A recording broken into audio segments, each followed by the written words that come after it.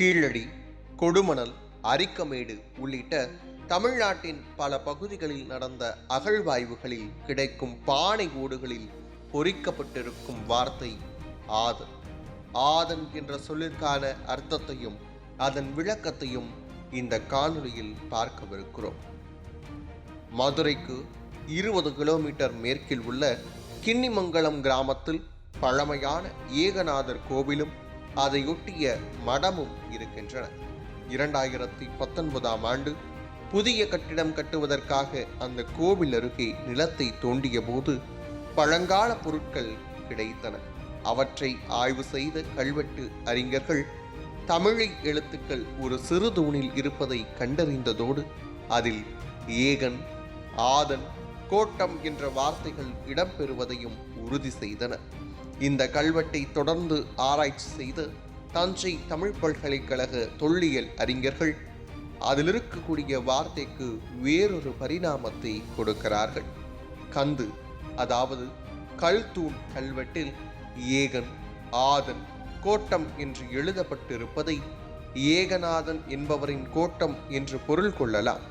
கல்வெட்டில் கூறப்பட்டுள்ள ஏகநாதன் என்பவர் அந்த ஊரின் அரசனாக அல்லது தலைவனாக அல்லது ஆசிரியராக இருக்கலாம் என்று கருதப்படுகிறது. கோட்டம் என்ற சொல்லுக்கு கோவில் என்பது பொருள்.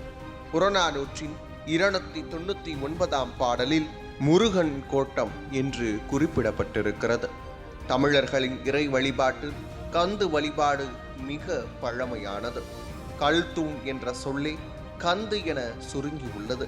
பழமையான கந்து வழிபாடு பின்னர் லிங்க வழிபாடாக மாறி உள்ளதற்கு இக்கல்வெட்டும் கந்துவும் சான்றாக அமைகிறது. இக்கல்வெட்டில் குறிப்பிடப்பட்டிருக்கக்கூடிய ஏகன் ஆதன் கோட்டம் என்பது பின்னாளில் ஏகநாதன் பள்ளிப்படை என்றும் பிறகு ஏகநாதர் திருக்கோவில் என்றும் மாறியிருக்கிறது. தமிழ் இலக்கண புணர்ச்சி விதிகளின்படி ஏகன் ஆதன் என்பது ஏகநாதன் என்றாகி பின்னாளில் ஏகநாதன் என்றானது என்பதை புரிந்து கொள்ள முடிகிறது.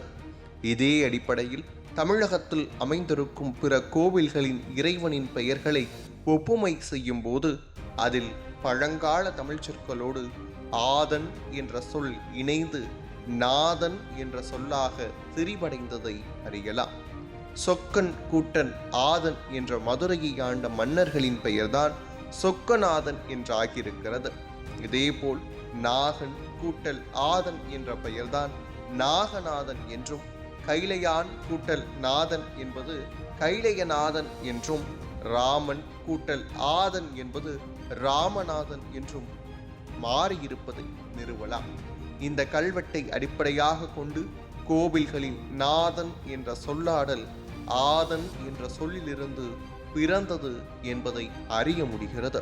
தமிழ் சொற்கள் எவ்வாறு பிற மொழிகளில் உள்வாங்கிக் கொள்ளப்பட்டன என்பதற்கான சான்றாக இக்கல்வெட்டு அமைந்திருப்பது தமிழ் மொழி வரலாற்றில் மிக முக்கியமான மைல்கல்லாகும். ஆதன் என்று பெயரிடும் வழக்கம் சேரர்களிடையேயும் பாண்டியர்கள் இடையேயும் இருந்துள்ளது. உதாரணமாக சேரல் கூட்டல் ஆதன் என்பது சேரலாதன் என்றும், வாழி கூட்டல் ஆதன் என்பது வாழிய ஆதன் என்றும், ஆதன் கூட்டல் உண்கண் என்பது ஆதனுண்கண் என்றும் வழங்கி வந்துள்ளதை சான்றாக கொள்ளலாம். இப்படியாக இந்திய மொழியியல் வரலாற்றில் இக்கல்வெட்டு குறிப்பிடத்தகுந்த இடத்தை பிடிக்கிறது.